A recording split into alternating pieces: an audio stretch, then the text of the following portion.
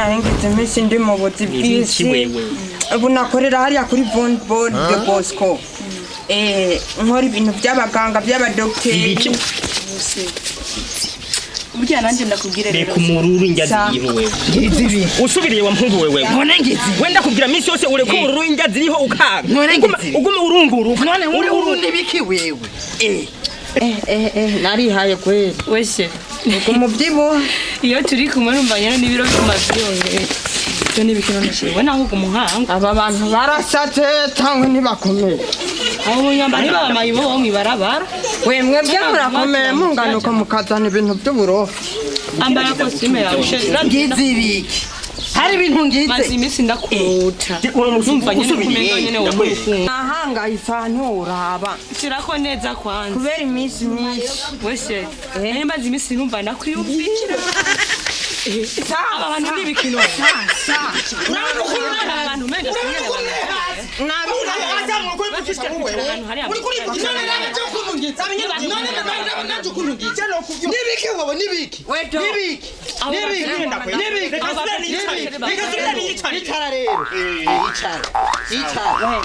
abapetira batarinda urungaso nzi impamvu pado reka kuguma mutera baguma badutera mbuti yacu nibiki nawe abo bapeti apana kuguma mutera wa muhungu abantu bo ntibagira indero bibereye mu rugo bakaguma babinjira sinzindi kintu cyane gukubita ndakugira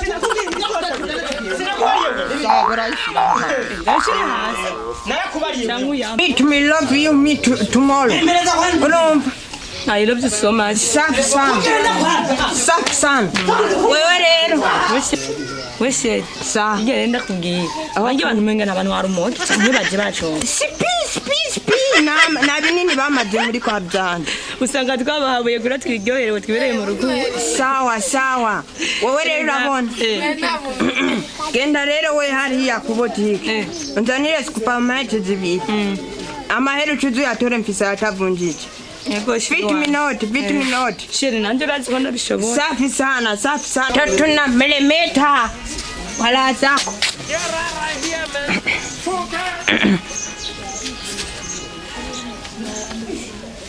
Safi sana.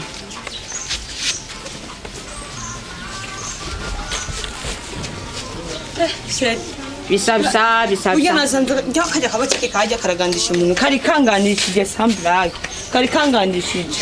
Safi sana isara ngaha ku ntebe reka kumvyonda akobwisara ku ntebe basinze gushara mugabo wa nuzi urukundo wewe sawa seri wewe rero ugume ngaho naruko munenga ashiri we naho oya wenda ndakukwandikira ndazakukurungikira transfer ya tuwas nawumva nka mapenzi yagenze gute wewe uzi ugenda sawa we nugiriki nani ari ngaha yagiye kubera wewe kweli banza wicare bavuge yiro mpereze telefone yawe yagiye kubera wewe wakumuzi oya wanza kumundikira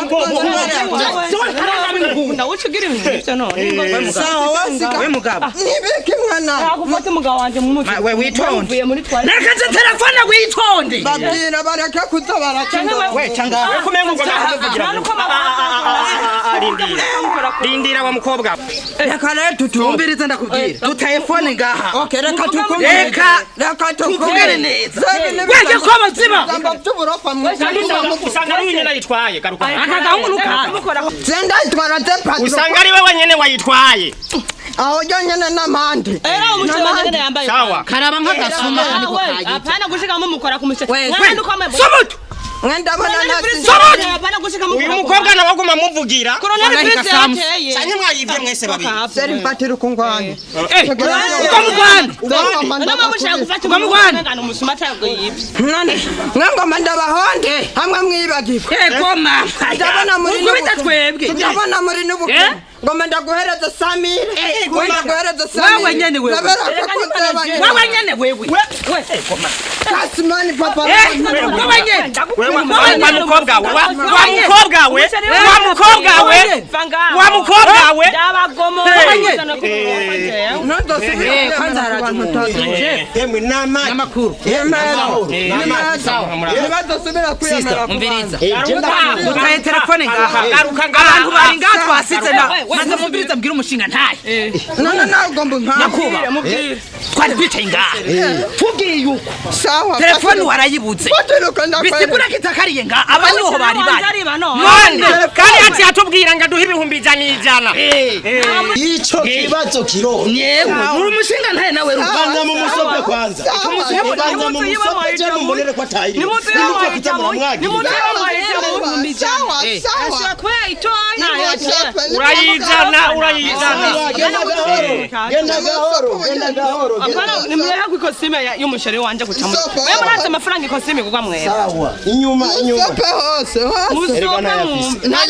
oya umviriza dutiza telefone ni bamwe shere niza nimero yiwe ndayizi we manzuri ni Chickpeas banzureke kandi namwe mwabahungu turazi nimero yacu nasanga muri ko muramwimba nasanga muri ko muramwimba baramvuga nimero ndayizi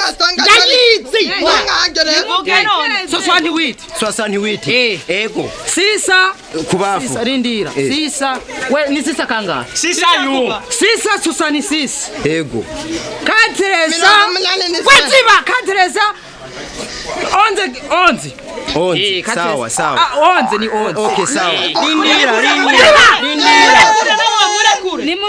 ushaka kwiruka wewe maze mwera gato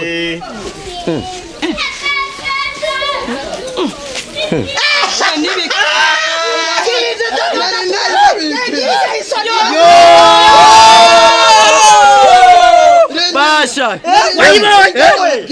tayibona basha sinakubariye wewe sinakubariye wewe ubwanwa bwiwe rero